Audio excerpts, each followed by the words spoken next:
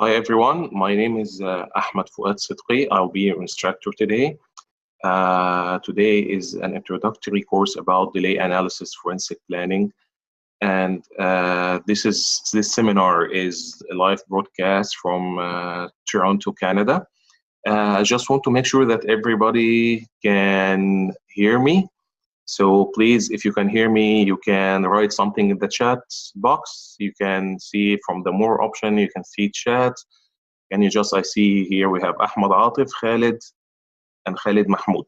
So please, if you can hear me, please say sound is perfect. Great. So let's start. So we'll start by introduction about myself, so you can know who is your instructor for today, and about the company. So my name is Ahmed Fuad Sidqi. I was born and raised in Egypt. I finished my engineering school in Ain Shams University, and then I worked in Qatar for 11 years, 8 years with the main contractor on mega projects, then 3 years as a delay analysis consultant. Then I started my company, Integrated Consultancy, where I used to do project management and claims services for mega contractors in Qatar and for small jobs in Canada. Haven't been here for like at least a year and a half. Haven't been here like all my life or something. I'm presenting. I've presented this course many times before, either live in class in Doha or via a full course and online webinars. This course today will be an introduction to delay analysis. So today we will be covering how to prepare a successful claim, because the delay analysis is part of the claim. It doesn't operate like in void, or it's or you have it like as an independent part. You need to know how this fits within all the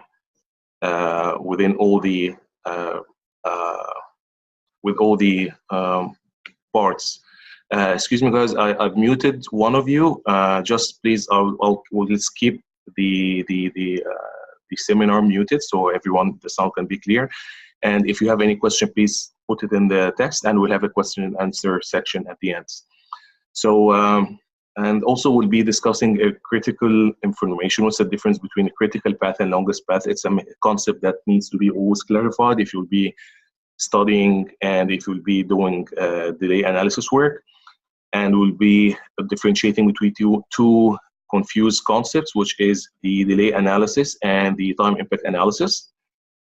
And we will go through what are the different types of time impact analysis, and different types of delay analysis. And this course will not go into each one of them in depth. We will give an overview on all of them, because of course 2 hours is a very short time to go in each one in depth. So we'll give you what are the main differences, how it's performed generally, and what does it take to be a delay analyst. So we'll start with preparing a successful claim. So first, we'll see what's a delay. A delay in general is an overrun either beyond the contract date or beyond the date that the parties have agreed upon for the delivery of the project. In both cases, is delay usually a costly situation. Usually there is no delay for free. Always delay has some cost incurred with it. In construction, delay is the time during which some part of the construction projects have been extended or not performed due to unanticipated circumstances. And usually we perform the delay analysis to assign or assuming variances responsibility, who is responsible for this delay. Usually you'll find most of the claims are prepared to tackle the delays for the contractual milestones, or the milestones that has penalties or has bonuses attached to it. Usually the consultants or the owners or the contractors, or whoever is performing the claim, don't invest cost and time and effort in doing a delay analysis for something that doesn't have any cost implication, at least. So delays can arise because of many issues. These issues are, let's say, the main headers where you'll find most of your issues will be somehow around them. So delays could be due to disagreements. So you are in a situation on site where both of you have two stands, but you disagree. For example, if you got an instruction from your client and your client believes that this instruction doesn't have any time or cost impact, and you believe it does have either or both of them, so you will be in a disagreement. So you will start a dispute process as per the contract, as we'll touch on that later on. Or there is a misunderstanding. Sometimes the delay in the claim or the dispute arises because of a misunderstanding. Some party or one party means something, the other party didn't get it. That's why it's always important to have mutual meetings and not to jump into the formal parts directly. Number 3, there is poor relationships. One of the key things that's, from my experience as civil construction, that's crucial to successful of any project is what we say when you have a teamwork between all the parties. It's not a strictly poor relation where your client and yourself as a contractor, or you as a client and your contractor, you don't talk to each other. The poor relationship usually relays more disputes and makes more disputes arise because people are less tolerant to accept the differences or to be in a more understandable situation. And number 4, which is an obvious thing, the escalation of conflict between the parties. So you try to sit, you try to agree on some points, have meetings, it doesn't work out, so it arises. And there is a wide variety of interactions between diverse people. So if you have many organizations or many parties working on the same job, usually you will have these parties, they will have contradicting benefits, or they are always their targets are not the same, or each one has their own plan. So for example, if you're working on a mega project where you have different subcontractors, and these subcontractors or main contractors have a lot of interfaces between each other, or also you have plus this, any governmental organizations that are interfering with the project usually will have more interactions, which will lead to more disputes. For example, if you are building, let's say, subway, this subway, it probably run within the downtown of a city or in a busy part of the city, so you probably will have different subcontractors, different main contractors performing the job, the designers, people who are doing the tunneling, main contractors doing the stations, the guys who are putting the rolling stocks or the operating system. You will have all the organizations and all the infrastructures, authorities that you need to deal with while doing the project, environment, water, electricity, sewage. For example, you can have internal security. If you're an old area like in Turkey or you're in Egypt, always these, if you're doing the project, usually will have all of that. They will have some old findings from ancient civilizations that will stop you. All these could be reasons for this, or at least you are an area where you're causing a lot of noise to people. People start to complain. So all these arise for disputes. And the last thing, and the most common thing, is failure of one party to the contract to keep their promise. So either you as a contractor fail to deliver on time, or you as a client fail to give access or give information or pay on time. These are all issues that are reasons for disputes to arise. So the reasons could be attributed either to employer, contractor, or consultant. The consultant, in this case, I mean, if you're on a project where you are not doing the design, and you are doing the construction only, this could be the consultant, or you are doing the design and build, and the engineer have an engineer representative or engineer assistant who does review your documents and approve them. So these points, if you want to go, we'll go. These points, if you want to go in depth in each of the parties, you'll find these ones stem into more detailed reasons, which could take us like maybe 4 or 5 hours to just cover all the reasons with the examples. So the main contractual causes of disputes is first contracts and contract documents error and discrepancies. On big projects, especially when you take a standard form of contract and you start modifying that one for your project, you will usually have errors and discrepancies. You will have contradicting clauses, or you will have some missing parts, or areas that you are silent on. That's why if you use a standard form of contact like the FEDIC or the NAC, GCT, or here in Canada, CCDC, when you use the form as it is, it's usually the best way to use it for two reasons. First, because it's being built to be a fair document, so each side will have their own part of the cake in a fair way. It's not biased towards anyone, and it's been reviewed for many times to cover all the discrepancies. And the second thing is variations or extra works, and always on big jobs you'll have, or even small jobs, you'll have a lot of variations. So for example, on a current job that I have here in Canada, we now in variation number 750. Though some of them are very trivial variations, and some of them could be very important variations, but still it's a variation and still needs to go the process of assessing the variation, assessing the time and cost, and notifying the client if there is a delay. The work that needs to be done on a variation in terms of mechanism from the contract is the same, regardless of how big or small the variation is. The point just takes how long does it take, is depending, of course, on the magnitude of the variation.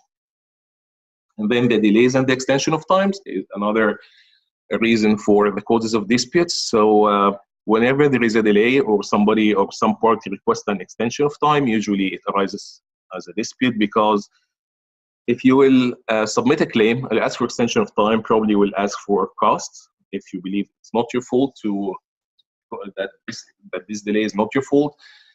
So the clients, of course, not all of them, some of them, they will try to dodge it back, or they will try to slash it. Let's say if you ask for 1 month or 2 months, they will tell you, okay, you have 1 week. So it depends. So this will arise for this, because each party has the image, or has the idea that they are on the right track. Some of the parties are true to themselves, that they know that we're not entitled, let's say, for 6 months. Maybe we're entitled for 3 only, but they played for 6 months. So there is a lot of political games, or let's say mind games in the claims words. It's more, as you say, it's more like a lawyer thing. So there is always games, and there is always, you ask, you shoot for the moon, and blah blah blah. My own personal opinion, and from my experience, what I saw that really works is to boil it down to what really your entitlement is, either as time or cost, and defend it all the way.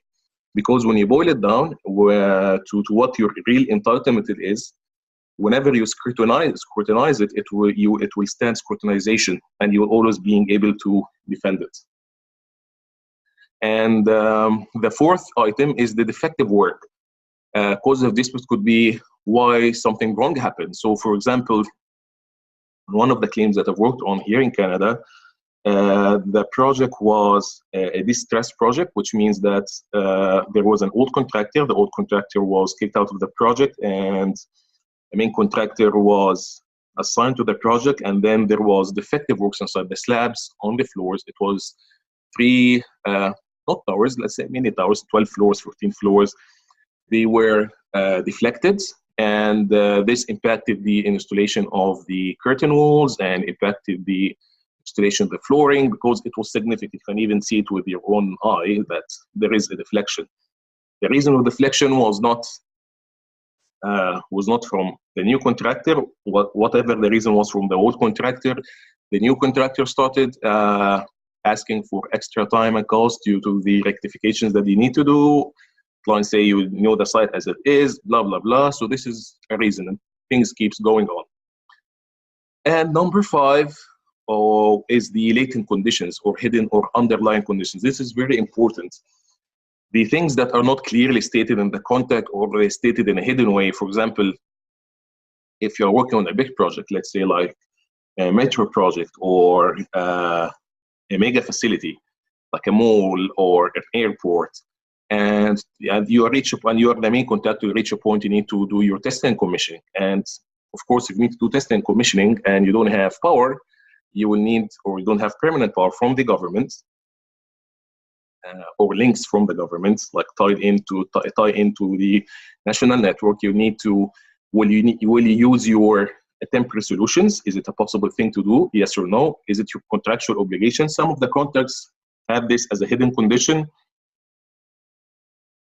Hidden means you'll not probably find it in the general terms of condition or specific terms of condition. You'll find it in one of the appendices.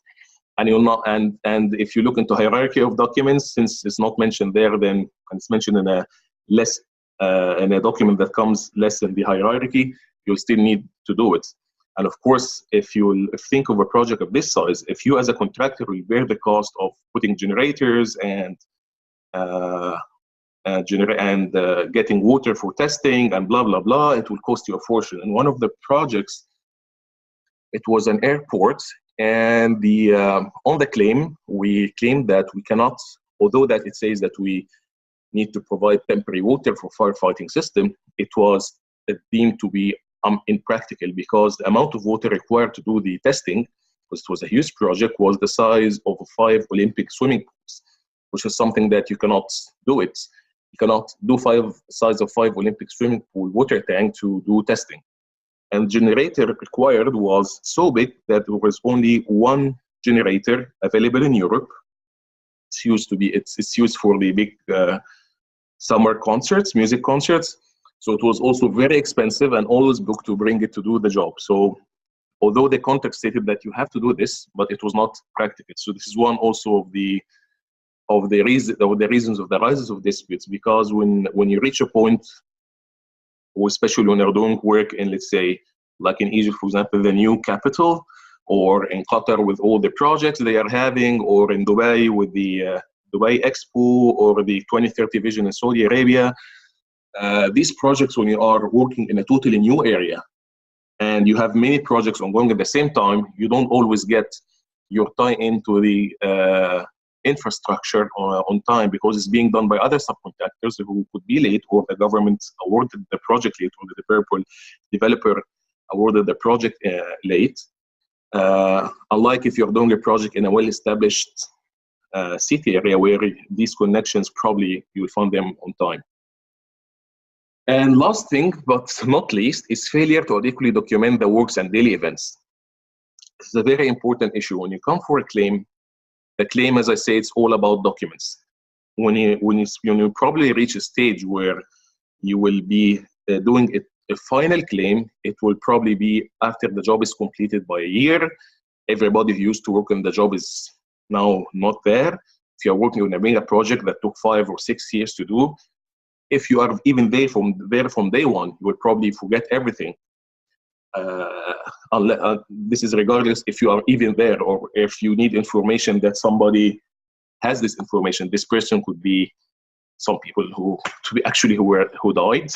Some people are not there. You don't get access to the data. So it all boils down to the documents that you have and the official documents that you've submitted.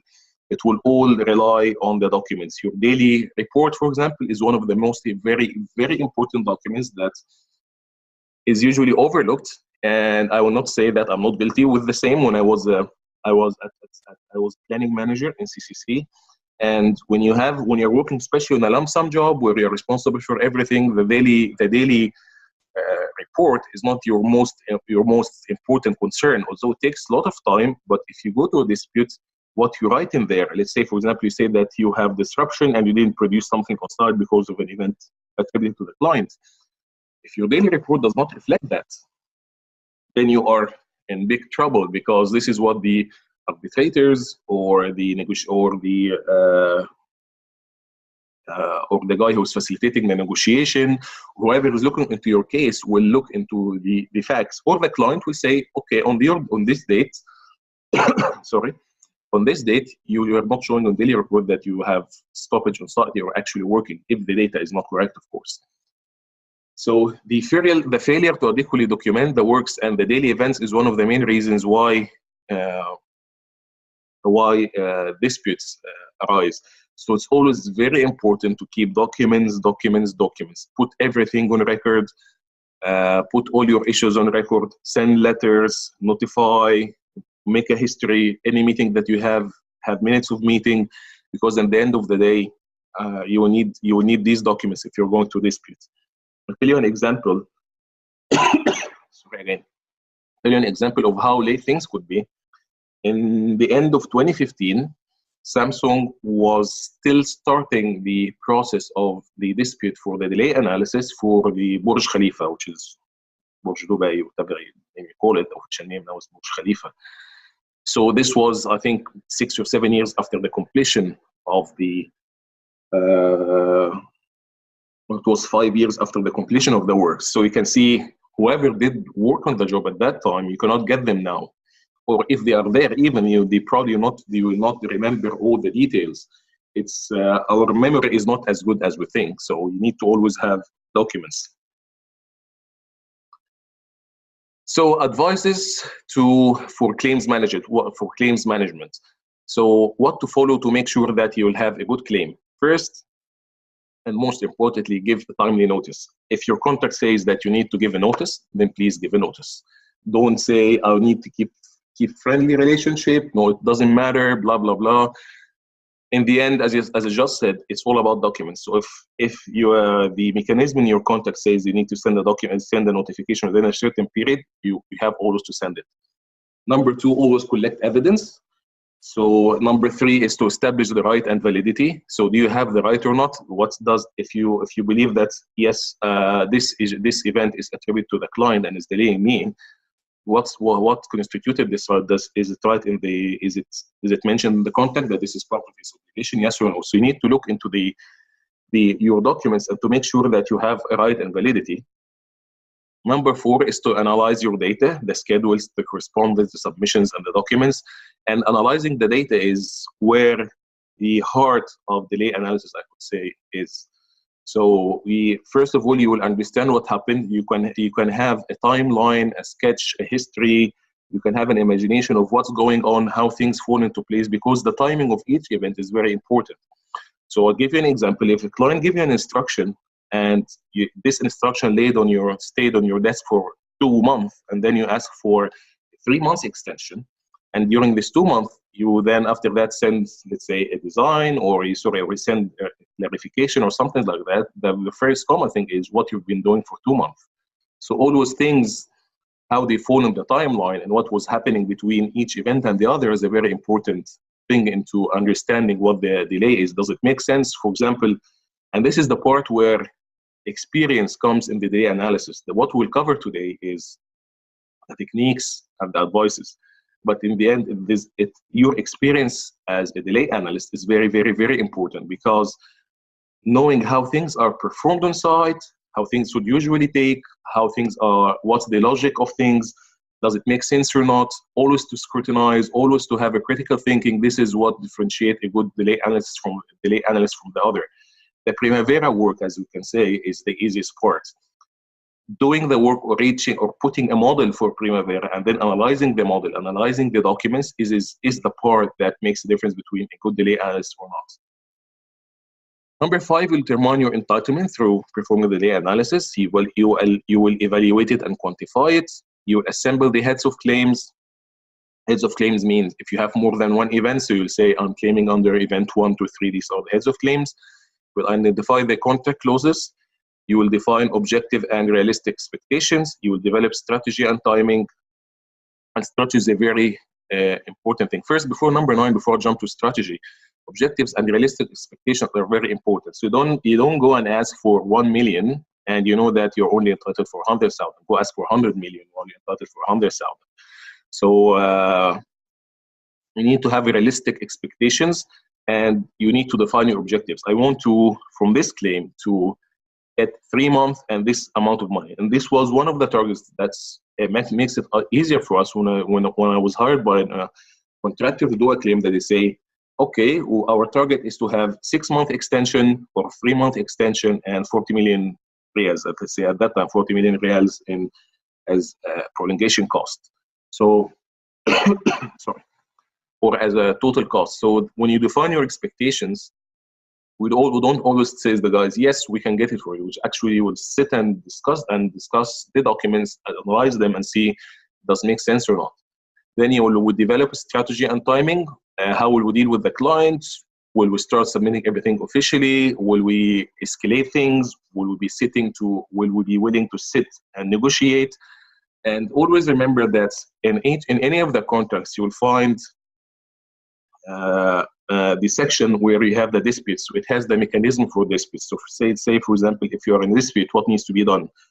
Do you first, usually the things, if you want on a big project and you want to solve things amicably, what you will do is that you will suggest that project leaders or the project manager and the project manager from both sides sit together. If they fail to fix it, then they can move to the company executives. If they fail, they can move to an adjudication or a negotiation, and they can again sit with the company top management if this negotiator or adjudicator give a recommendation, and if they fail, they will go to disputes, and if the dispute failed, they can go to the court. This could be the long process. Some of the contracts, they just remove some of the steps or allows you to go to the court directly, but always remember that moving from one step to another is very costly and it takes a lot of time. So when you say, let's say for example, usually an adjudication board or an adjudicator will take 2-3 months to settle your issue. An arbitrator could take a year.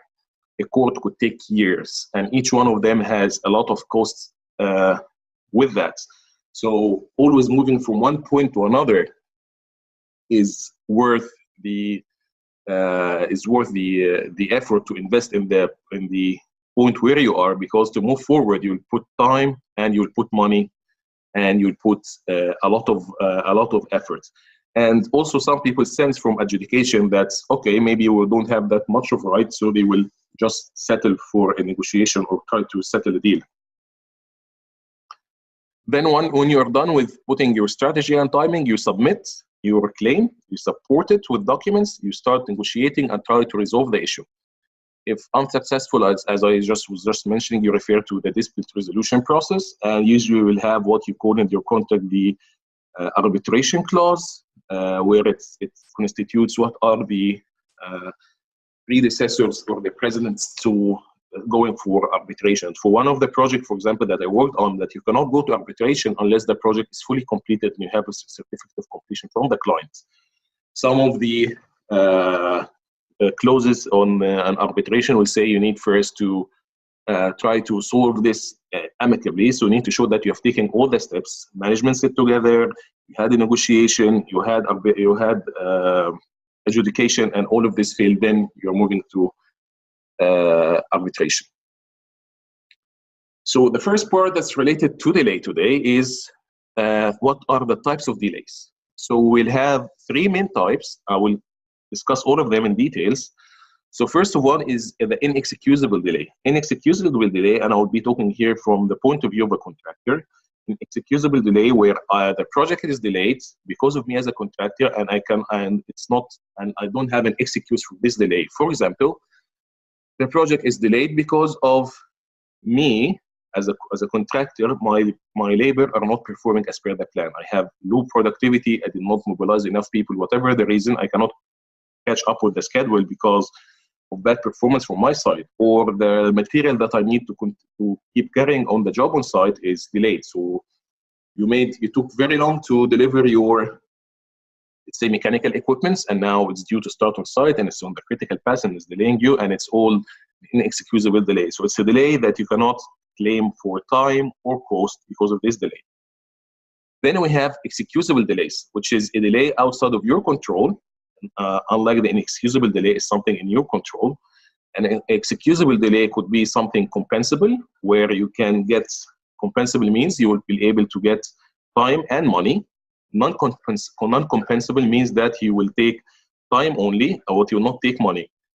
And the non-compensable delays, they will have 2 parts. One is concurrent delay. So it's non-compensable because you had a compensable event which concurrented with an unexcusable delay.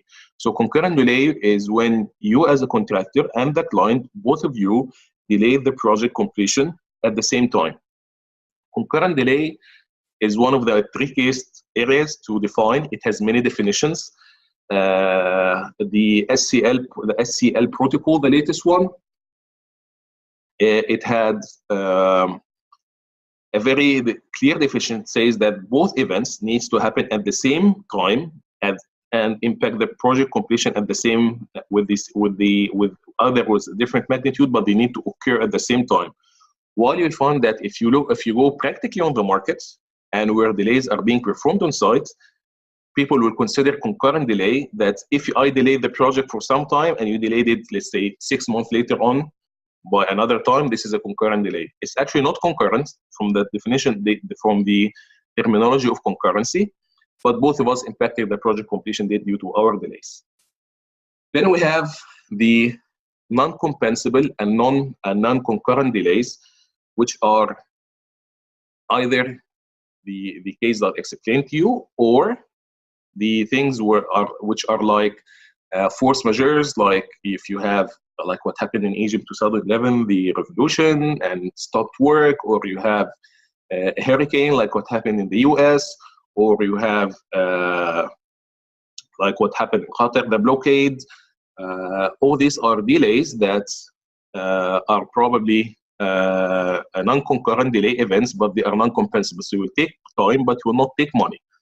And force majeure, since I mentioned it, it's usually a non-concurrent, non-compensable delay. So it's a delay that you will not take money for, but in some of the contracts, you will be able to take money for the compensable delay. So, for example, when the blockade happened in Qatar, some of the force majeure clauses that I saw entitled the contractor to take time and money.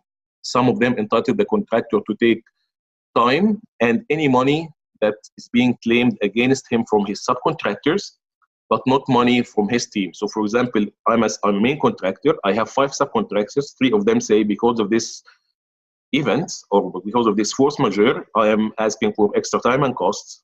I can get this money from the client for the subcontractor, but my staff who is on site, I cannot claim for extra money for them for prolongation cost.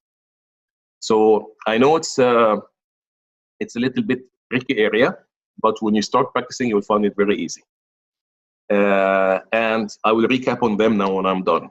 And the last type of delay is pacing delays, and this is the most different part. What does pacing delay mean? Pacing delay means if you're on a job and the material, the long lead items, and the design is being supplied by your client, and your client tells you that, okay, Mr. Contractor, a project, let's say, consists of 10 areas. On area 1 to 5, I should have gotten you all the steel structure to erect on day X, but this will be delayed for 6 months.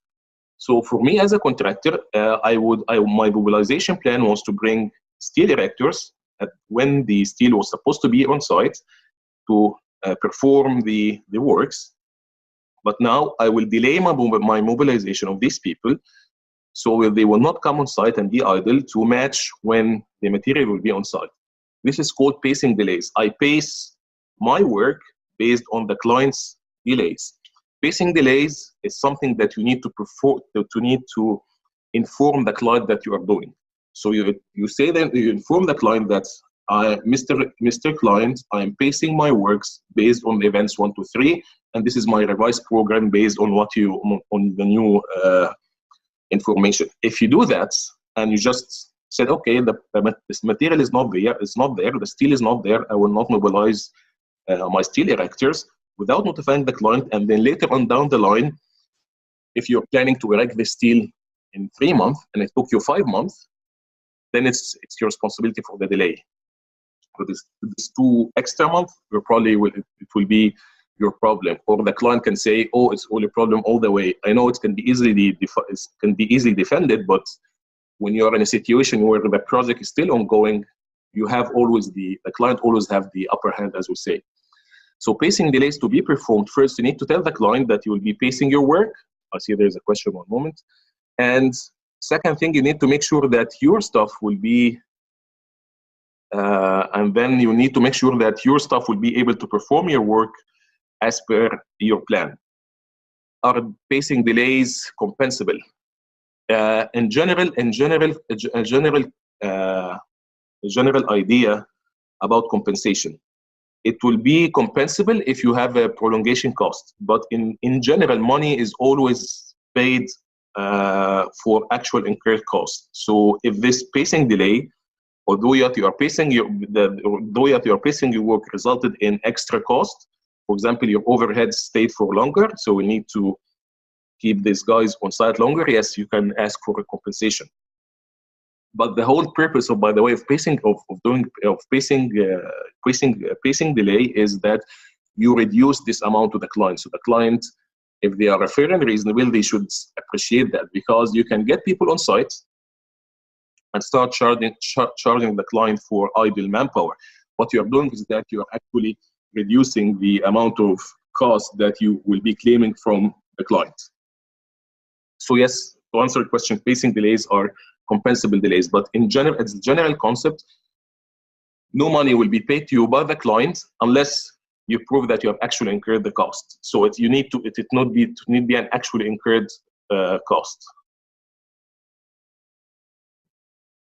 So to recap again on the types of delays, because it's important. First, we have an inexcusable delay, which is a delay event that is the responsibility of the contractor or the client, whoever is on what side you are. Where in this case, let's say you are on the contractor side, and it's an inexcusable delay. It's your responsibility. The client is not the reason for the delay or whatsoever. So it's your problem to take care of the extra costs and the extra time. You will be penalized for it. Excusable means that you're allowed to take extra time, and you can either take extra time with cost, which is compensable when, for example, the material is delayed, or it's a totally an issue attributed to the client.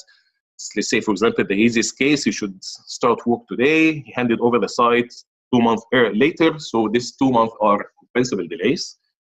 Non-compensable, where you will have time, but you will not have cost. It will be either because you have a concurrent delay, so you are delayed and the client is delayed at the same time, or you have a non-concurrency delay, such as the cases of the force majeures.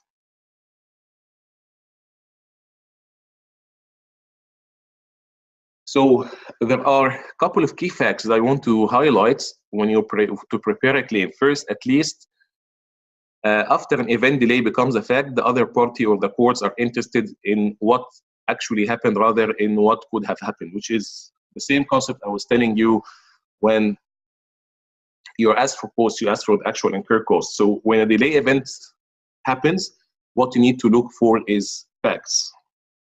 For an event to affect the completion date, it must follow the critical path. It goes without saying. If I see from the profiles that all of you are either planners or you work on the contracts field, so you are aware of the concepts.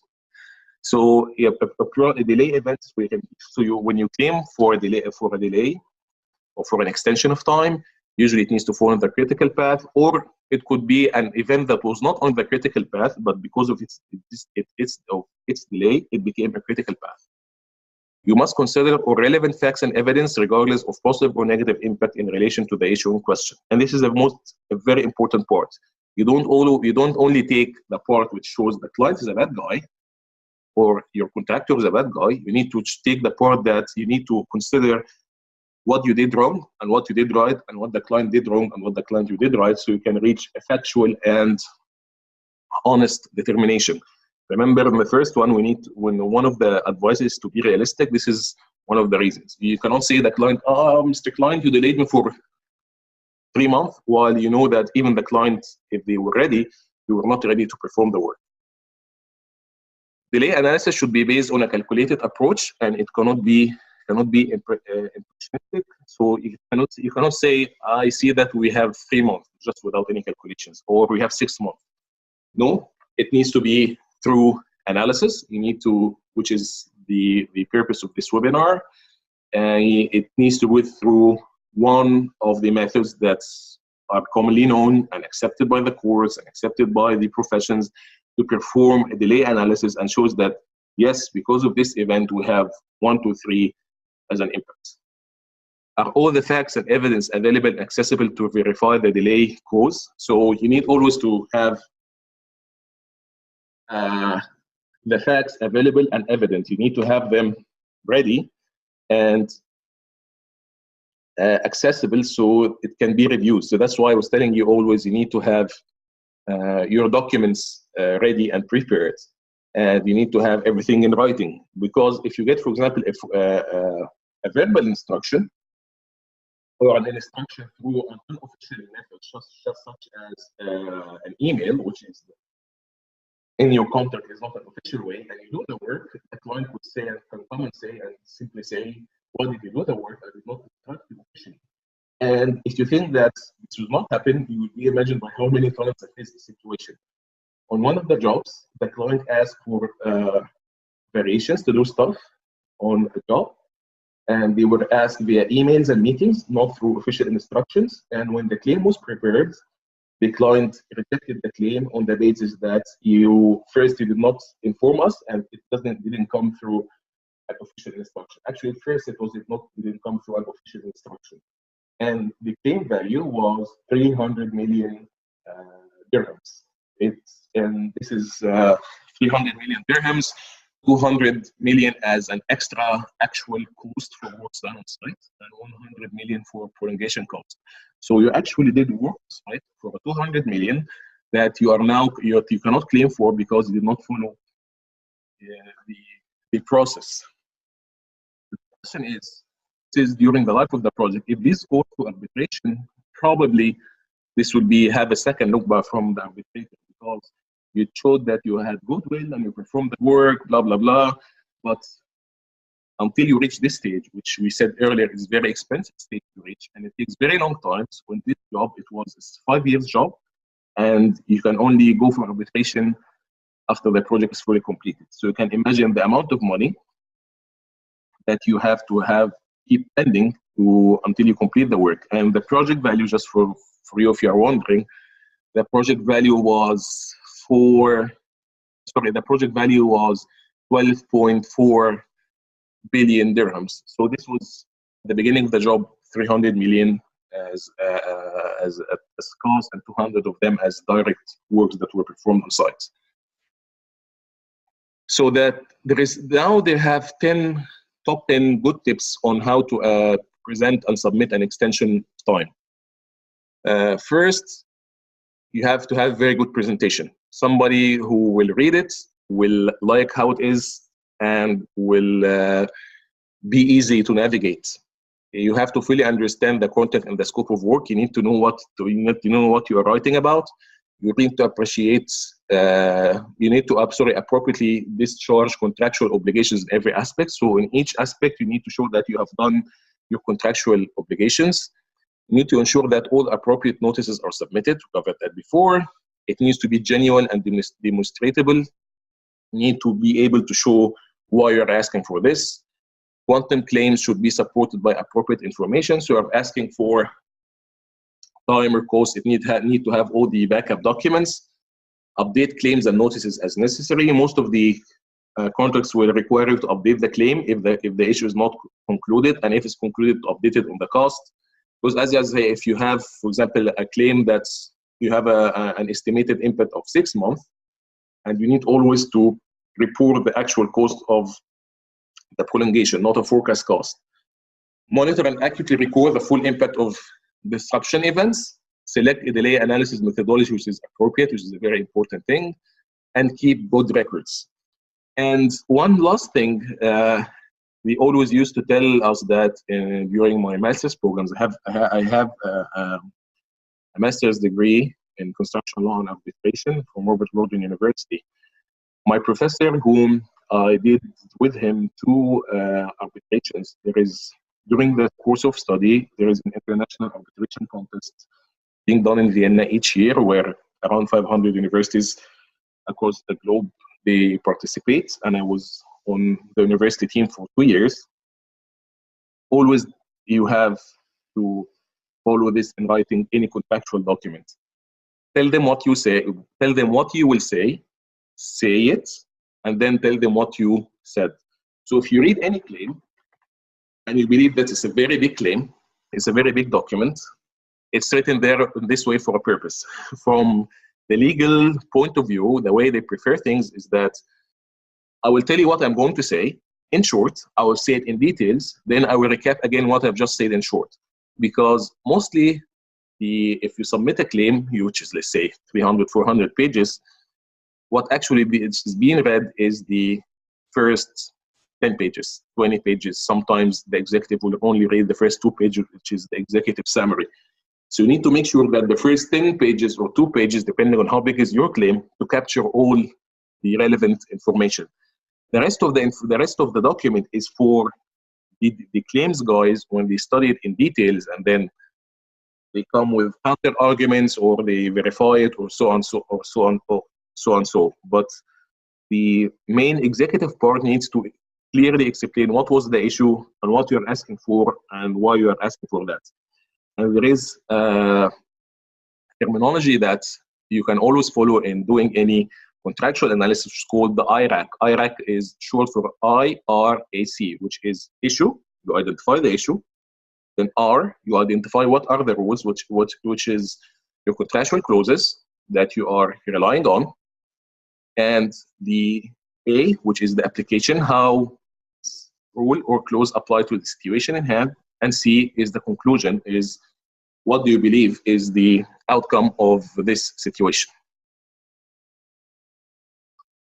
So now we'll discuss a very important issue, which is a difference between a critical path and the longest path. So most of you will know that the common phrase is it's not on the longest path, it's not on the critical path, it's not impacting the critical path. So what's the difference between both of them? So the terms critical path and longest path are often used interchangeably when discussing your project's super high priority sequence of work to deliver on time. It's confusing to many, especially if you are not a planner. There is an important distinction between your project critical path and your longest path. So let's say there is a proper definition of critical paths. It's the path of zero float through the project, and it's the true, and this is true in the following conditions. So when you say that the critical path is the path with zero float, it's true when there are 3 conditions. The project doesn't have a deadline. The project doesn't have any constraints in the network of their job, and there are no actuals on the project. So you're starting with a baseline, no actuals. You don't define when the project should be completed, and you don't put any constraints in the middle of the job, because all these will impact the total float calculations. So, however, if any of these conditions will change, there could be a path or paths that will be with the less total float. So on a job, I'll put it in a summary way, any critical path for you, which is a path that could impact the project completion, will either be the any path which is with the total float less than 0, because when the total float is less than 0, this means that this activity is delayed to whatever constraints that you have put on the network. So let's say, for example, you can have an intermediate milestone with that you constrain the intermediate milestone on your network, and it's this the activities leading to this intermediate milestones are delayed, so it will show a negative path on some of the activities, or show a negative total float on some of the activities, but still your total completion is still the same. So that's why there is always confusion between both of them. While in reality, you will only have one longest path in any program. You will have one longest path that leads from where you are now to the project completion. It's always one path, and the longest path is the path through a project network from the start to finish, where the total duration is longer than any other path. And there is a filter for that on P6. So on P6, you can have filter longest path and give you the longest path for this job. And also, of course, if you use a constraint for this longest path, so let's say if you have 1,000 activities and you have 3 activities only, and you put a constraint that one of these activities should start at a certain date, and this is what pushing the completion of the work, you would only find the longest path has only 3 activities. The activity that you start the constraint on, successor and a successor, only 3 activities. So it's always advised that you use the least constraints on a program. And the longest path is the path, is the path that you're looking for and tackling for any of your delay analysis. So you always, when you are analyzing a delay on a certain milestone or on a project completion, you'll always follow the longest path, will generate the longest path for analysis. It makes sense to focus on a project longest path, as is definitely a path where the deviation of the plan will affect the project final finish date. the longest path is a critical path, but not all critical paths are the longest. So you'll always have a longest path, whatever the situation is, and you can have many critical paths and one longest path, and you can have one longest path and no critical paths. So in a good scenario where the project is not delayed, the project is finishing on time, you will have a longest path, but none of the paths will be critical with the terminology that we define criticality with as float of 0 or less.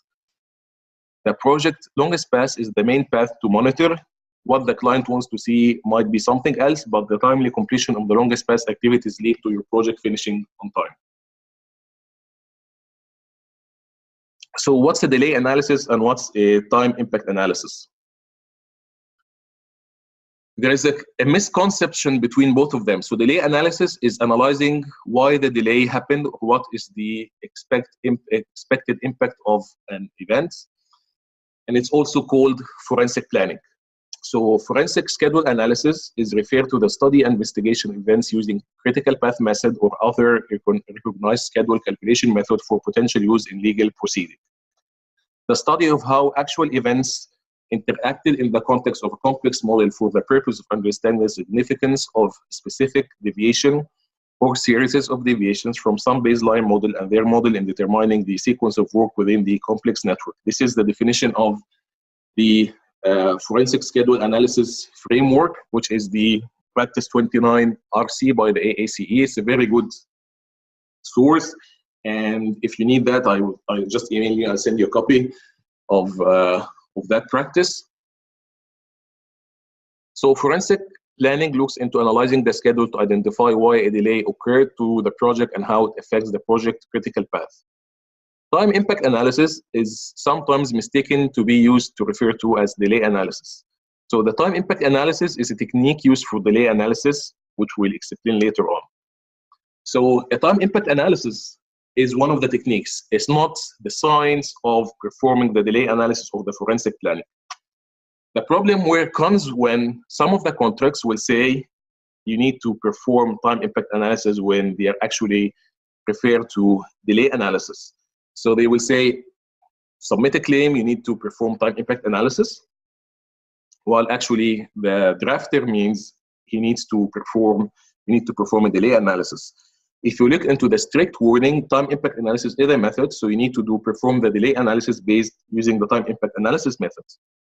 While if you want to look into in this case, on one of the contracts where it said, and it was a big project, you need to perform a time impact analysis, the overall context, if you look into this clause in the overall context of the contract, you will find that it could make sense that the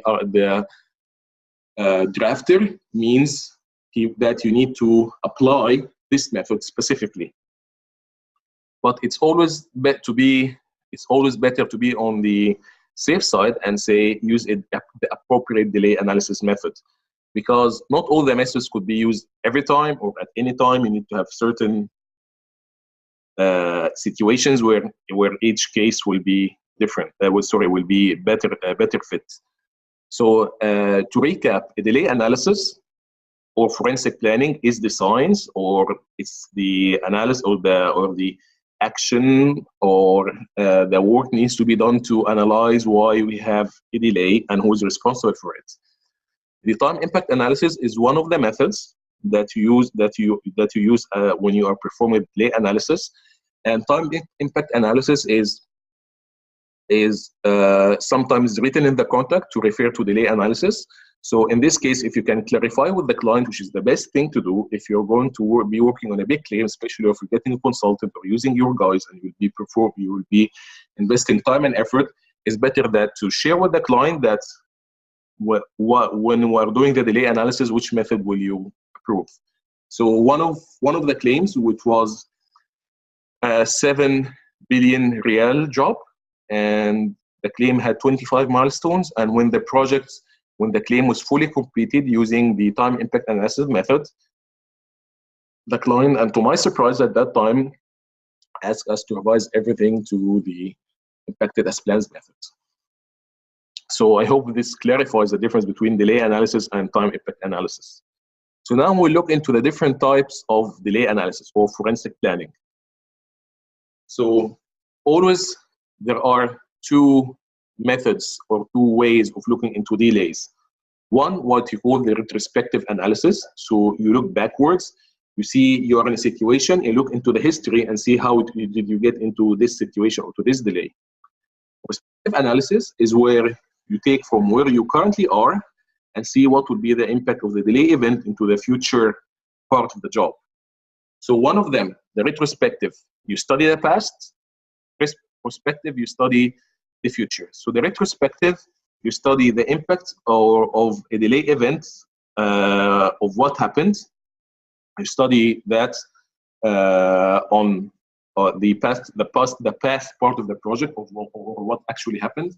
The prospective part will study the future impact of a delay event, or what's the forecasted impact of a delay event.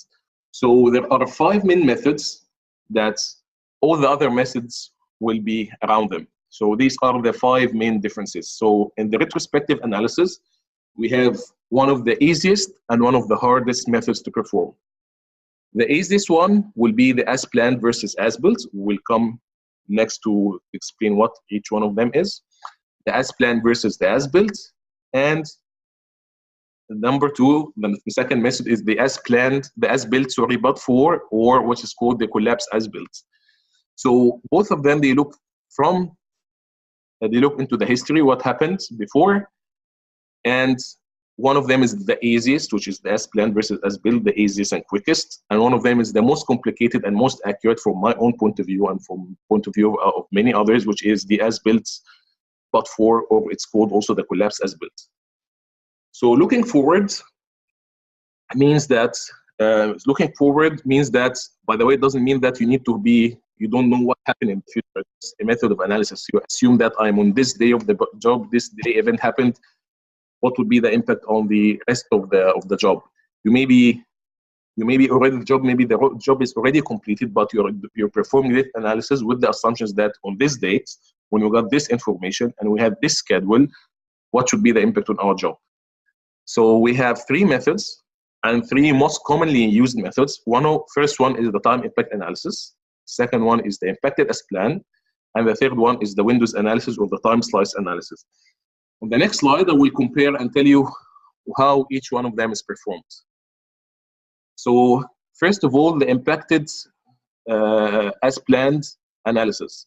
So the impacted as planned analysis is very simple. The impacted as planned analysis, you take your baseline program without any updates, your approved baseline, you reflect the delay event on that baseline, and you study the impact to your project completion. So for example, you have a baseline, and on this baseline, it has 2 interface dates with the clients.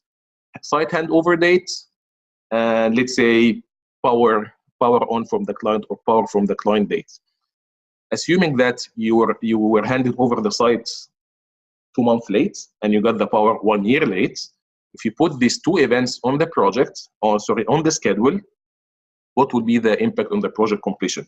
It is as simple as that. So it is like mainly like what you, as a planners do, is a what if scenario. So this type of analysis is called a cause and effect. So you have a cause and you study the effect of this cause. It's a prospective analysis. So you look into what's going to happen to the right of the data dates on your schedule. So you look into the future of the schedule. Don't look into the past of what happened. You look into the future of what's going to happen. And it requires a logically linked baseline program and a selection of delay events to be modeled. And this is one of the most easiest and methods to be used. And it has some downsides that it doesn't include the actual events of how happened inside, doesn't cater for concurrent delays or how was your performance, blah, blah, blah. If there was a delay, how did you mitigate it, or did the client mitigate it? It assumes that this delay happened and everything else went as planned. Second one is a little bit different from the impacted as planned, which is the time impact analysis. Time impact analysis, to perform it, you will do as you did in the impacted as planned, but instead of using the baseline program, you will use the latest update before the delay event occur. So for example, if you were supposed to have the site in February 2017, and the client gave you the site in April 2017. What you will use, you will not use your baseline program, which will assume that it was done in mid-2016. You will use the latest update before the delay event. So if you update your schedule monthly, so the end of January 2017 is your monthly update before the event, because the event happened in February 17. So the 31st of January 17 is your last update. So you will take the 31st of January 17 update impacted with this event, and you will just on the program you will say, instead of handing over the site in February, I'm getting the site in April, and press the calculation button and see what will happen. This method, it's cause and effect, because you have a schedule, you have a cause, and you see what's the impact. The critical path determination here, it's called contemporaneously critical path determination, because when you use the time impact analysis, the previous history part of the part before until the data date, it contains all the delay events that happens on site, including your own delays. So for example, let's say if you were not ready to start work on site for a reason or another, on an impacted as planned, probably you will have an impact to the project completion, but on a time impact analysis, you may not have an impact on the project completion, depending on how well did you perform your activities before this, up to this point in time. And this delay analysis method is also prospective, because it looks into the future of what happens. The third method is the time slice windows analysis, or either sometimes time slice only or windows analysis only. And in this way, it's a little bit different. It's an effect and cause. So you have an effect and you try to know what's the cause of this effect.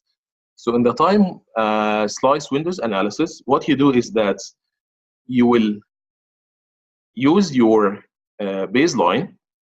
You will divide your program into slices or windows, and you will study what happened in each windows individually. So what you will do is that in each of the time slices, you will reflect the delay events that happen on this slice, and you will see what the impact of this delay event did impact my completion or not, and then you will reflect your actual progress of what happened on site during this period, what happened in the project during this time slice, and you will see the impact of that on the project completion.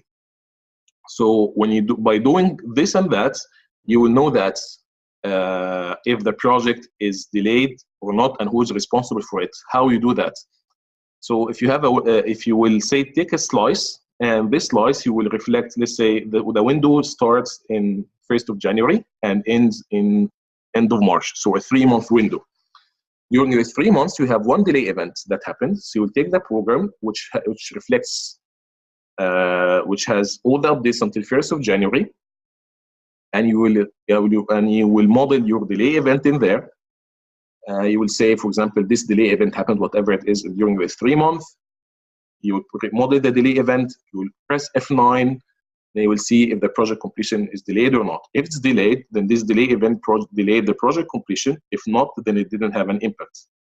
Then you will put all the progress that actually happened on site from the 1st of January to the 31st of March, so this 3-month period. You will model them onto your schedule. You actualize everything that happened, and then you will press again the F9, which is the scheduling button, and you will see the impact on your project completion. If the project is delayed further, this means that your progress on site was delayed and you delayed the project. And if the date moves earlier, this means that you have done some work to recover any delays on the job. Or if the date stays the same, this means that you've done the work that you need to do. So when you first put the delay event, you'll see if the client impacted the job or not. And then when you put your delay, then you will put your progress superimposed on delay event, you will know that if you contributed more to this delay or not, or if you actually mitigated some of this delay, or you've done your work and what's driving is the client's delays. The fourth method is the as planned versus as built, and it's simply comparing when the project should be completed versus when it was actually completed. So you will simply say, and this is basically done at the end of the job. All the previous methods could be done at any time in the job, but the as planned versus as built is usually performed in the end of the job, because I saw in a case where it was performed in the middle of the job. So the as planned versus as built will simply, that's why it's a very simple method. You will have a project that was completed 2 months earlier. You will come and say, I completed 2 months earlier. I contribute all the delay to the client. It doesn't make sense because you don't have factual analysis. And that's why from that, the second method, which is sometimes considered both of them together, which is the longest path analysis, you compare the longest path of the actual as-built program. So you look into the as-built program and keep following the details of or follow the path of the activities, what was driving the completion, and you analyze that and see what's the reason that we have this delay factually on the job. So you look into each and every activity, if it's delayed, why it's delayed, who is responsible for it, and so on. And you keep doing that on the actual longest path, and by doing that, you determine who is responsible for the delay. So that's why it's an effect and cause. You have an effect, which is a delay. You're trying to know what's the cause, and it is the retrospective because you're always looking into the past. The last but not least, and most complicated one is the collapse as built. The collapse as built is a method where you will use an as-built program and you will start going backwards. So you're using an as-built and you will identify what are the delay events, and what you will do is that you will see what would be the as-built program, what the as-built program will look like if I don't have this delay event. This is what you are simply doing. You are taking the as-built and say how this as-built will look like if I didn't have my delay event. So what you do is that you define periods where are the delay events, like you did with the Windows analysis, but opposite the Windows analysis, if you will go from the past to the future, this one you will go from the end of the job to the start of the job. So you will start with the end of the job and you will start de-actualizing activities, like removing the actual progress from them, linking them to reflect what happened actually on site, moving back the data date, doing the scheduling to make sure that this section looks exactly what happened on site, and then starting removing the impact or removing the delay event from site. For example, if I have one of the events on this part that the material that was delivered to me by the client was delivered 2 months late. So I have on my program now on the as-built that is delivered 2 months late. And when I de-actualized everything, it still shows that this material was delivered when it was actually delivered on site, a 2 month late delivery. What I will do is that I will take this 2 month delay and I will say, no, this material arrived on site, and see what will happen to my program if I assume that this material was not delayed and it arrived to site on time.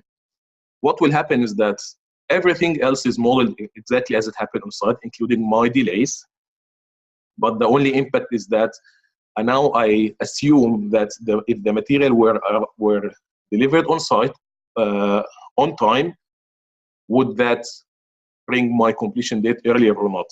In this case, you don't have a chance of have something completing later on. It will either complete earlier or still the same.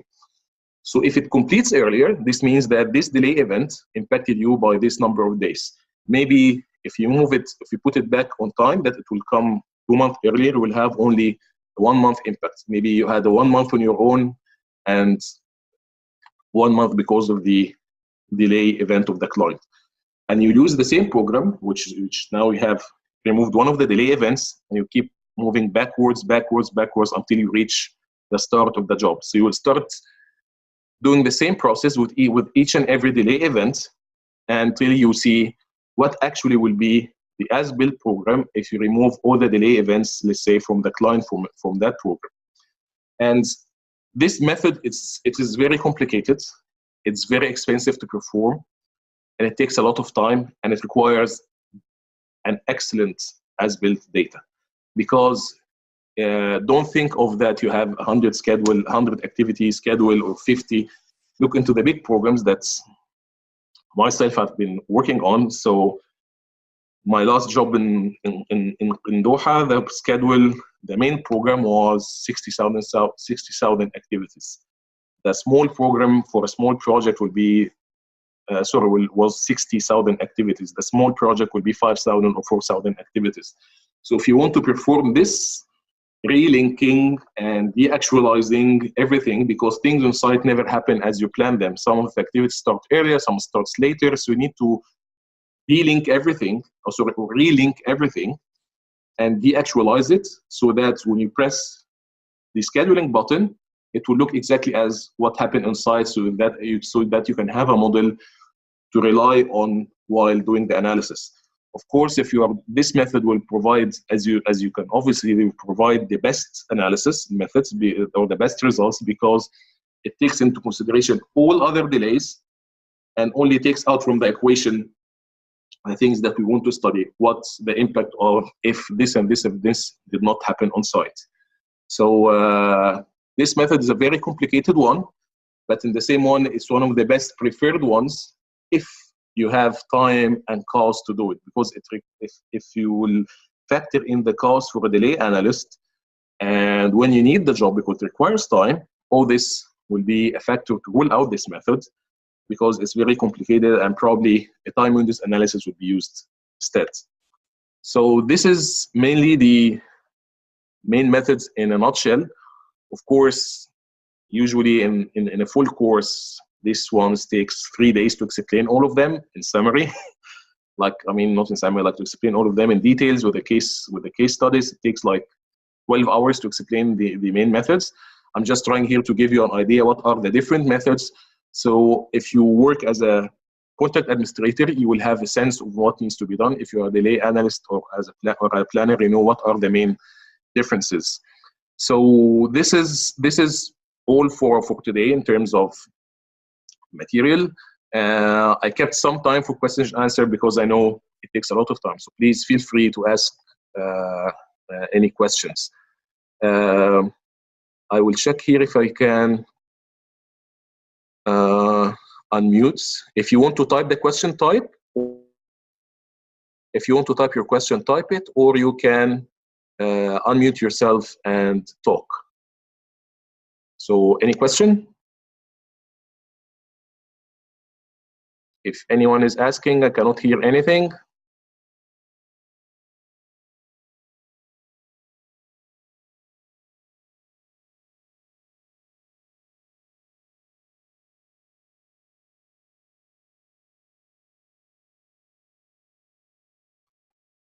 Difference between time impact analysis and windows analysis. Okay, that's a good question, Khaled. A time impact analysis, in the windows analysis, you start with the baseline program, and on the baseline program, you just put the updates of what actually happened on site, when did each activity on each window, So you will take the baseline, you divide it into windows, and in each window, you will reflect the delay events, and you reflect what actually happened on site in terms of when each activity did start or finish. You will not modify any logic. You will not add and remove activities unless it's something that you agree with the client. So for example, if you figure out during the middle of the job that you missed an important relations, let's say between the procurement and construction. So your baseline program, before you perform the windows analysis, you will do any necessary changes to it, and you will run the scheduling, see if it does have any impact or not on the completion date. And from that time, or from that program, this will be used to build your updates. So you will, when you divide the windows, and you put your progress to the windows, and you put your delay event to each window, and then you will see the impact of this delay event to the project completion. While in the time impact analysis, it's way easier. Time impact analysis is like the impacted as planned. The time impact analysis, you will just take the latest updates that you perform, that you developed on site, which includes all your method change, all your logic changes, all your mitigation measures, all the changes that you have made to the program. You will take the last update before the event, and you will model the event. So if it was a delayed delivery or late approval or whatever it is, you just take the last update before the event and you will model the event and see the impact on the project. The good thing about time impact analysis and what makes it popular is that it takes in consideration everything on site, and takes in consideration also the contractor mitigations or the contractor changes to the logic or whatever it is. So it's always having the latest schedule that reflects the latest situation on site. And the time impact analysis with the method, it was the method preferred by the Society of Construction Law until they issued the new protocol where they said any method is fine. It just needs to make sense and be reasonable. But until that, from 2002 to 2017, it was the time impact analysis is their preferred method of performing a delay analysis. Hopefully this covers the question. Anything else? Is it clear, or you want to ask something else?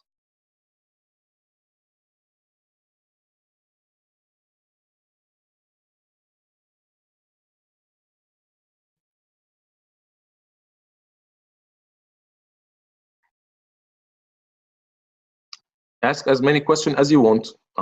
This section is totally for you guys. So whatever questions that you want to ask, please ask it. Yeah, sure. Ask whatever you want.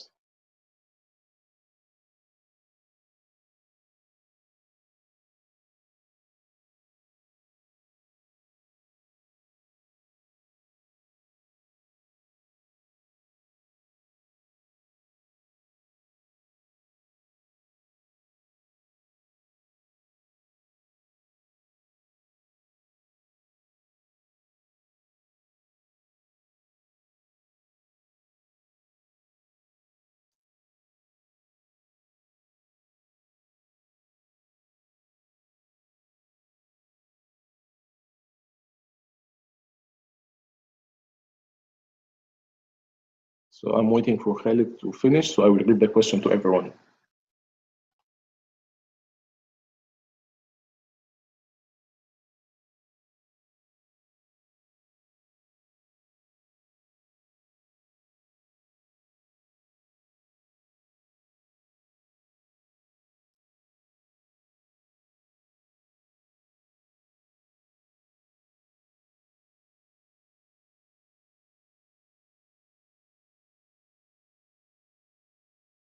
So Khalid's question is, in Windows analysis methods, say that the first baseline is baseline 1. After reflecting the employer event on it, it will be baseline 2. Then reflect the contractor progress. Should I make it baseline 1 or baseline 2? That's a good question, Khalid. Khalid means how to name them. So I will tell you, Khalid, what I do personally to perform a delay analysis. So if I will start with the baseline, I will call this is the baseline. This is the start of my windows. And I will call it window 1. So I will call it window 1 delay event impacts. And in this case, I will have the data date on the program as the start of the window. So for in this case, let's say the baseline starts on 1st of January, and the window is from 1st of January to the end of March. So on window number 1, where the data date is 1st of January, I will reflect the client's delay event. So I will say window 1 delay event. I will call it window 1 delay event, and I will see what's the impact. Then I will move the data date from 1st of January to end of March, which is the end of my window. I will reflect all the actual progress, and I will call it window 1 progress, site progress, and I will see what's the project completion date. And I will start tabulating all of these analysis. So I will say window 1, delay event, window 1, progress site, completion date, and completion date. Then window 2, in this case, window 2 will be, let's say if we have also 3-month period, will be from 1st of April to end April, May, June, to be till the end of June.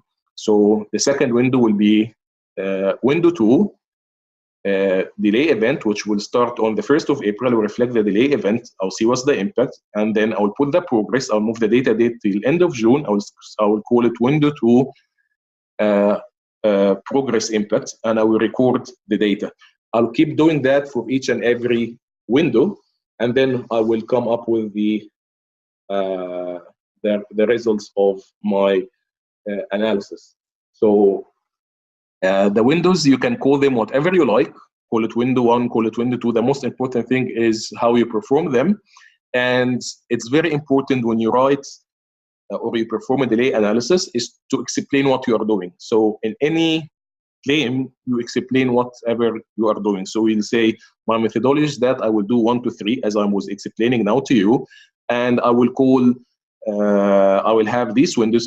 I will define them, window between this data, this time and that time, this time and that time, and this will be my analysis window. The window 1, the impact of the delay event, the window 2, the impact of the progress, and so on and so on and so on.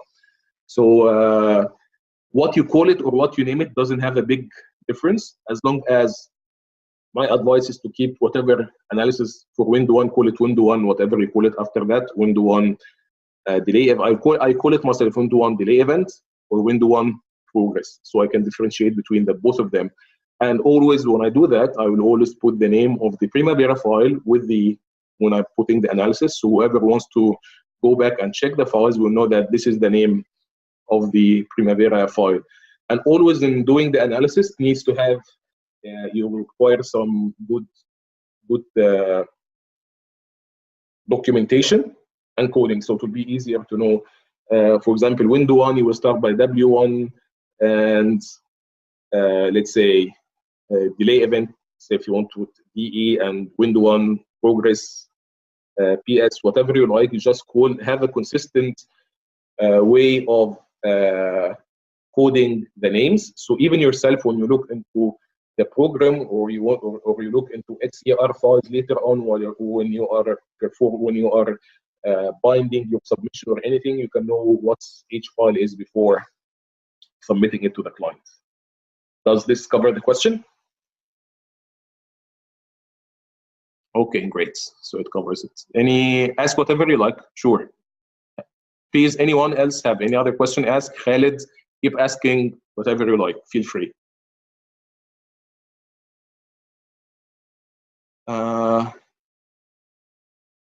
So Khalid Mahmoud, how to move from planning to delay analysis? And one more question, does writing claims require an English mother tongue, or any nationality can write the claim? One last question, do you find it hard to study law on Robert Gordon regarding English and all? So first question, how to move from planning to delay analysis? My story is that when I was working as a planner, and I would say it was totally my luck, I will not say that I did anything in that, since I was a junior planner in Egypt. I was lucky that the project I always worked on were delayed, and we were submitting claims from the job. So I started learning how to perform delay analysis. So, and when I was in CCC, I always performed the delay analysis job, the delay analysis part for the claims that were submitted. And when I was in CCC and was in Egypt, it was always mega projects. So in Egypt, I used to work in oil and gas construction, and in CCC in oil and gas construction, infrastructure, medical centers, research centers, metros with another contractor. So I was lucky that on these jobs, I always, let's say, I stood up and said, okay, if we'll be performing a claim, I'll be doing the delay analysis. And the delay consultant who used to come, who will do the write-up part of the contractual part, used to bring their delay expert for a day or two just to review my work. So it all went fine. So it went on from there. And this was done even when we worked with Hill, when we worked with Quantum, with Navigant, with Nexus. And how I moved to claims is that one of these consultants who knew me,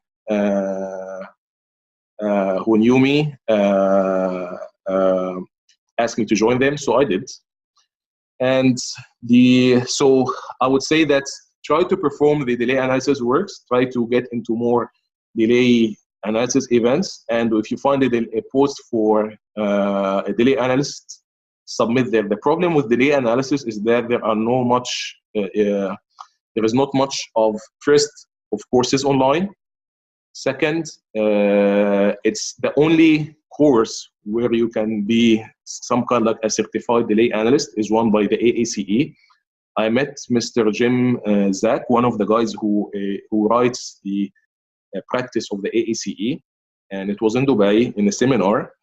And Mr. Jim has an experience of 40 years, or he's 40 years of experience. He's not 40 years, so he's 70 years old. He has 40 years of experience in data analysis.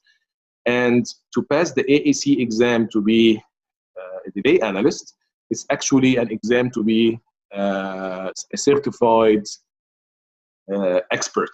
So it requires, first of all, 12 years of working only as a delay analyst and only as a delay analyst.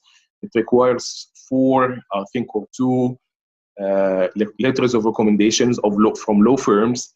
It requires to pass, I think, 10 hours exam. So it's a very competitive thing to do. So that's the tricky part with the delay analysis. This course that I'm giving now, this seminar is part of a course, which later on after the question I'll tell you what's the full course looks like. It's now being under review by PMI to be an accredited course by PMI. So I'm trying to put in market something that will have more of a value of the delay analysis. The point with delay analysis, as I explain later on, it requires experience. And experience is what makes a difference between being a good delay analyst or not. So it's not only the Primavera part, it's the experience on how to analyze the data, how to look into the data. Your experience as a planner, when you get a schedule, how you start comparing. For example, if you look into, let's say, a 4 years job, you will have 48 updates. So if you have a 48 updates on a mega project, you will have a lot of changes. How to compare these changes, how to look into them, what to do when you have discrepancies. What are the rules that you should follow? What's the best practice? And always remember that there is no, in delay analysis, there is no black and white. There is always a gray area because it's not a 1 + 1 = 2. It's part of a law. So like anything legal, there is always different perspectives. For the claims, do you have an English mother tongue? No, you don't have to. But there are a lot of claims writers who are from the UK, also a lot from India, and it requires legal knowledge. You just need to know how to write. Yes, if your mother tongue is English, it's helped you in writing, but with some experience, you will be good enough to write claims. Because the main purpose of a claim it's not the English language. As long as you translate, you deliver your message in a clear way and there is a clear understanding, then there is no problem for you in terms of English language. As long as you understand English and you can deliver your message. And the point in claims that you usually need to keep your language simple. And remember that the purpose of a claim, that it's a document, should be a standalone document that if anyone reads it, will understand it. It's not meant only for lawyers. Actually, there was one of the things that was discussed that lawyers and legal guys try to have an advanced language so that they can keep the field restricted. It's one of the things that was always being said. But if you look into the construction claims, you'll find it's totally different. And if you'll be doing claims for example, when you work in Gulf, if you'll be doing legal parts, you will need to know Arabic. Because although that everything there is in English, but if you go to a court, probably everything will be in Arabic, and you need to translate all the documents into Arabic, and Arabic will be the prevailing language in case of any discrepancy between the English text and the Arabic text. So it depends on where you are, but I would say the English, if you have a good level of English, shouldn't be a problem. Before we apply to Robert Gordon, they will ask you for an English test, an IELTS test, and I'm not sure what was the requirement because I got scored high anyway because I was applying for the immigration at that time. But I think they require a minimum of score of 6 or 6.5. So it shouldn't be a problem. The thing about Robert Gordon is the legal English when you start the first semester. The first semester in Robert Gordon is 100% legal. You'll get new terminologies, but as soon as you put some effort, you'll understand them. Robert Gordon is a very good program, but it requires a lot of work. So if you need to fully learn and fully make the best out of your investment in the program, you will probably need to study at least 20 hours a week. So it's a little bit competitive, but it is a very good. It's a very good program. Okay, so hope that answers your question. Any other questions, guys? Please feel free to ask anything else.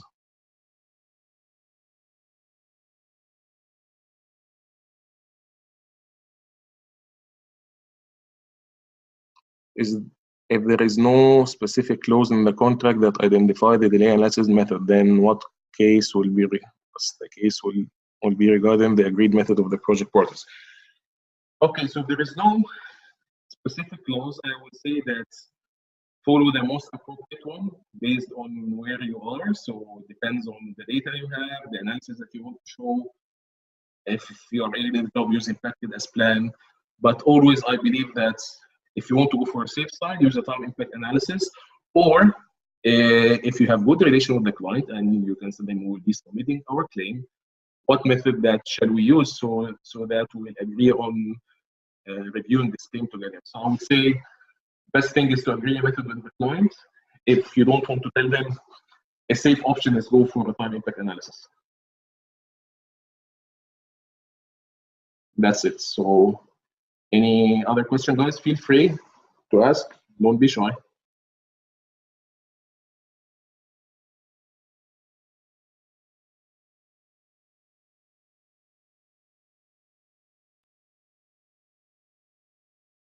It makes so many problems what to agree with the clients.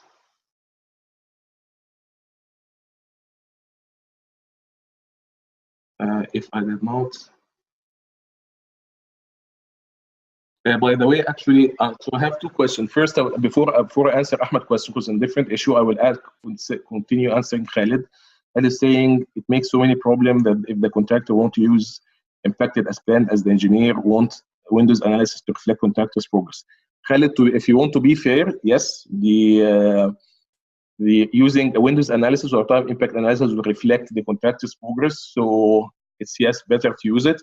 Because time impact analysis will only show entitlement for the contractor. So I'll say that the client is right on this point.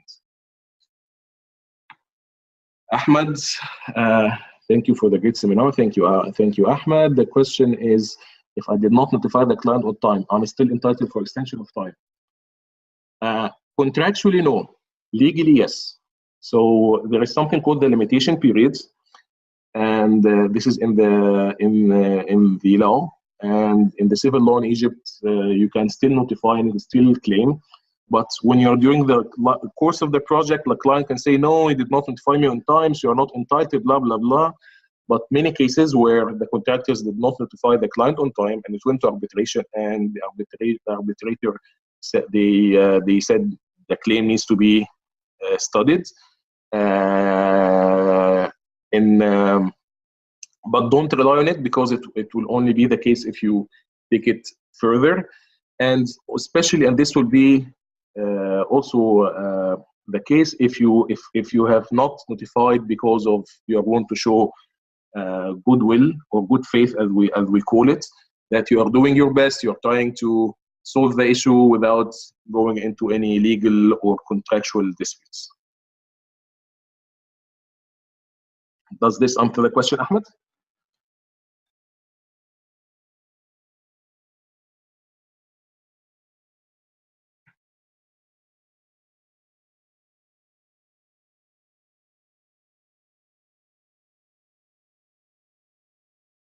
Okay, any more question, guys? Because, okay, here is another one from Khalid.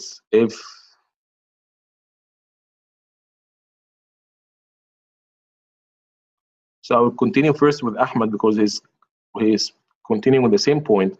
At my contract, I should notify the client 14 days before the event. I think from the event, not before the event. Is that time period from the late start? No, this is the 14 days is from 10 days is usually, it says in the contract, 14 days from when you knew or should have knew about the event. It doesn't say from which date. It says from the date when the event happened. It doesn't say from the impacts. One of the legal cases for for OHL, it was when it went to arbitration that the arbitrator said that the 14 days starts from the impact of the event on site. So if the impact of this event is 3 months later on, then from the impact of the event. But this is not the case now for us. But usually the 14 days is from when the event actually happened or knew it happened. So or you should knew that it happened. So if, for example, the client should have handed over to you site at a certain date, on that date you should send him on that date or until for other 14 days. Later on, you should send him a delay notification that this delay event has happened that will impact the project completion. Khaled, I will answer your question now. Just want to continue with Ahmad's point. Ahmad, is this clear, or shall I move to Khaled's question?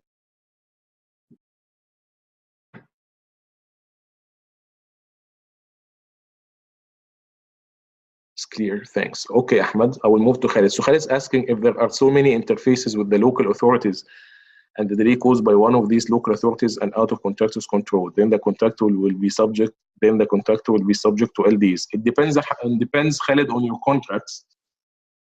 In Qatar, it was always that any interface with the authorities is the responsibility of the contractor. So as a contractor, we bear the risk of these delays. But a way out of it when we're doing the claims is that, let's say, if you know that you need to go to the electricity service provider, whatever the minister, whoever is, and you know that their process, for example, takes 3 months for them to approve to energize a substation that you have on your site to have it tied into the network. If you go 1 month before it, or you go 2 weeks before the date you need it, and then you say that the authority delayed me, this doesn't make sense. But if you showed that you have done your part and say you approach them in a timely fashion, give them all the time that you need, which is usually known, and then they delayed you, instead of approving it in 3 months, they approved it in 6, then yes, you can claim, because it showed that you had good faith. Although that contractual is not totally right, but these kind of events will probably, the client will give you extension, but will not give you prolongation. Or at least they will not apply the LDs. But during this 6-month period, you need to always be on top of the client. You need to email them. We need your help with this, since usually these both of them are, if you are talking in Saudi Arabia or in Qatar or in UAE, usually these such big projects are have some kind of government influence, or it's carried out to one other government authorities who are doing, say, something for the Ministry of XYZ in any of the countries. And so both of them are governed. You can still email them, or it's not email, send them a letter and say, I need your help with 1, 2, 3. So it shows that you've done your part, and then you can claim for it to waive the LDs. Does it cover the question? Any more clarification with that point?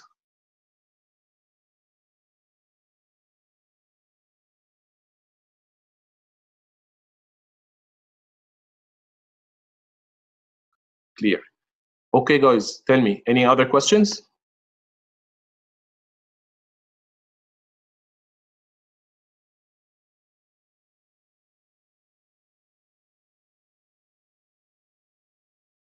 Okay, Khaled wants to ask a question regarding the certificates.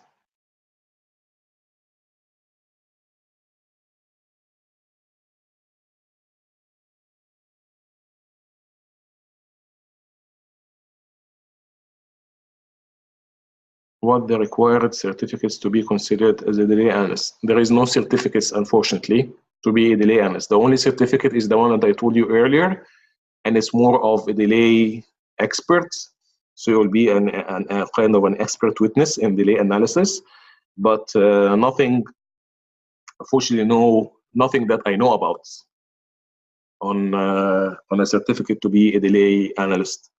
That's why I told you, when I found there is a business need, I try to I'm having this course approved by the PMI, so can be a PMI approved course for delay analysis, but there is no certificate as something like a professional delay analyst or anything, nothing that I know about.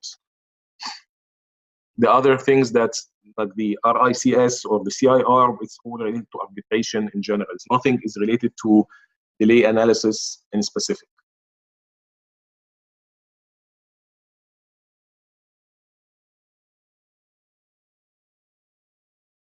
Okay, Khaled, did this cover the question? What do you think about the scenario for the 4D planning? This is Khaled Mahmoud. 4D planning is great, and it's very useful in when you want to present a case. It's very useful, and when I used it on a couple of projects, we used it for planning, we used it for quantities, we used it for simulation. Used it in understanding the job and how complex it is.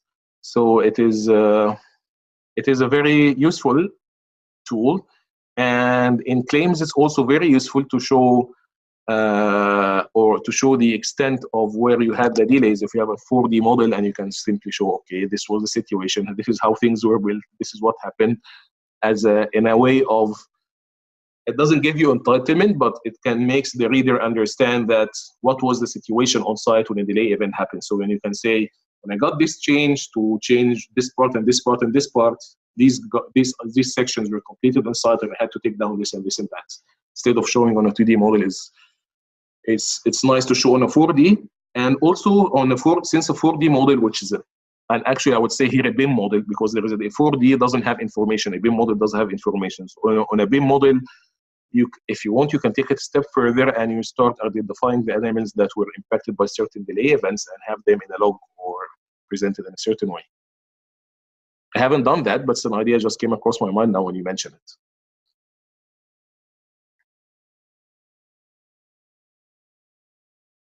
Okay, any other question, guys?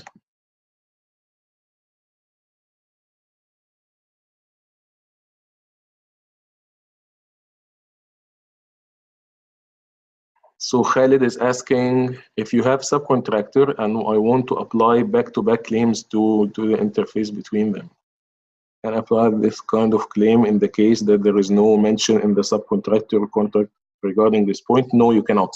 So I will say it again. If you have subcontractors and you want to apply back-to-back claims due to the interfaces between them, can I apply this kind of claim in case there is no mention of subcontractor contract regarding this point? To apply back-to-back claims, if your contract doesn't have back-to-back, you can still have a claim. You will not call it a back-to-back, but you can still claim the delay to other subcontractors against one of them. And we actually had it on site where, in one of my sites, where we had an MEP contractor, an ELV contractor. An ELV contractor was delayed due to the MEP delays.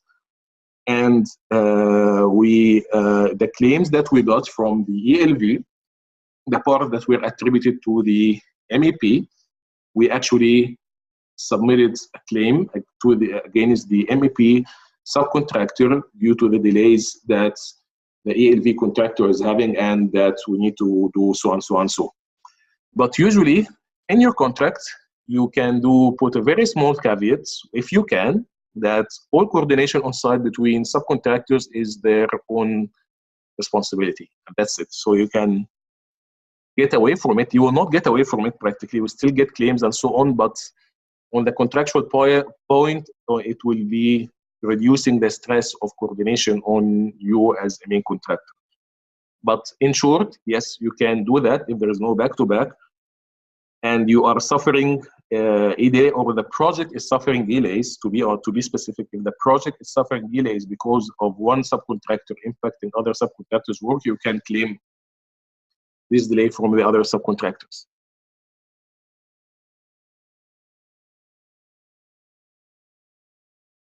Any other questions?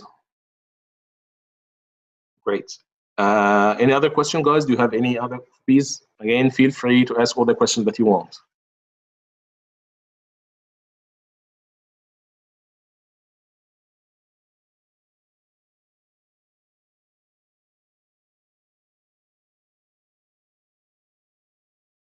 Okay.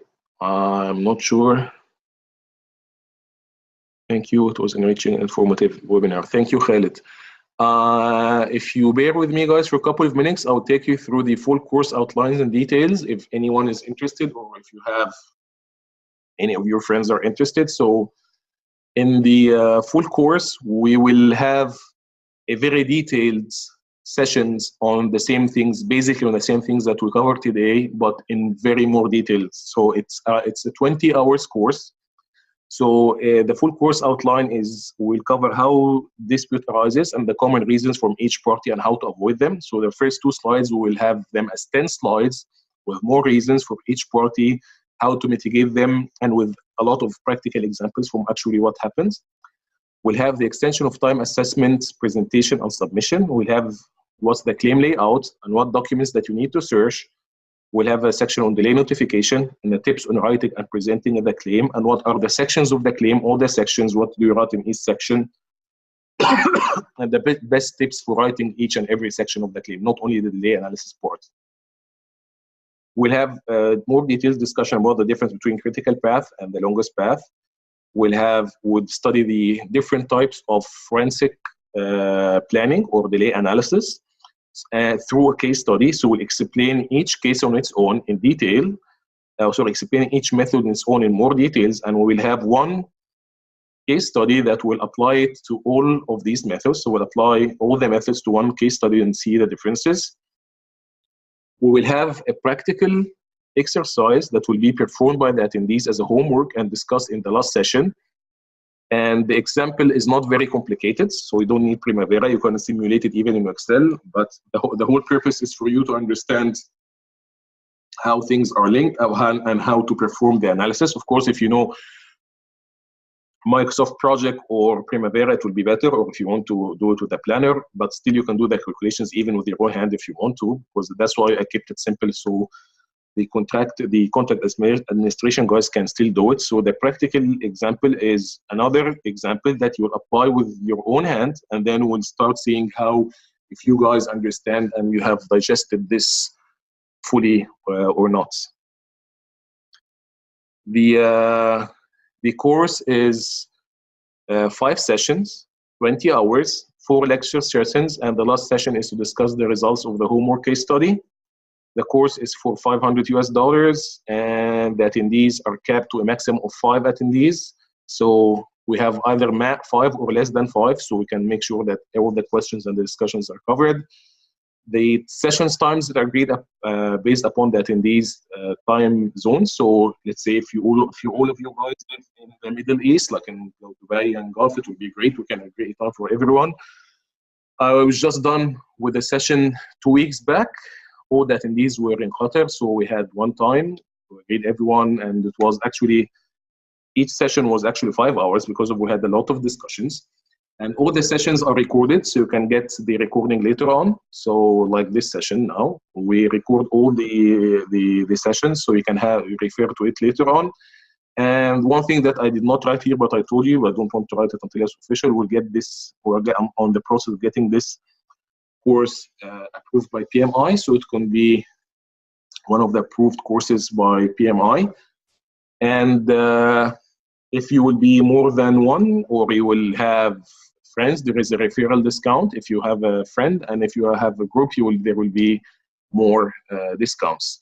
So if you want to attend the full course, please let me know. If you know people who are interested, it'd be great if you can share or spread the word. And hopefully it was an informative course for you, and that you've learned something from it. And I wish you all the best in your career. And you have my email. Please feel free, if you have any questions, something that come across your mind, please let me know if you have further questions. So that's it for today.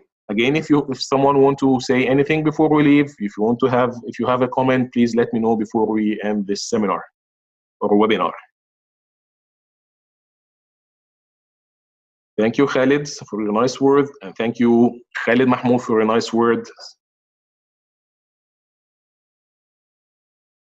Okay, guys, thank you all. Wish you the best of luck. And Khaled is asking, can we get the material for today webinar? Yeah, no problem. I'll send you a PDF of this material. No problem for that.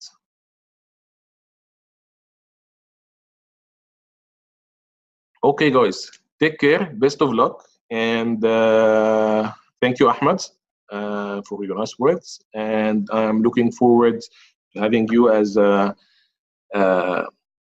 full-time seminar or webinar attendees, and I will keep you posted also with the PMI. I should be hearing from them very soon. Now everybody is on break, so things are slow. Okay, take care, guys. Thank you, and best of luck. Take care. I'll end this webinar now. Bye-bye.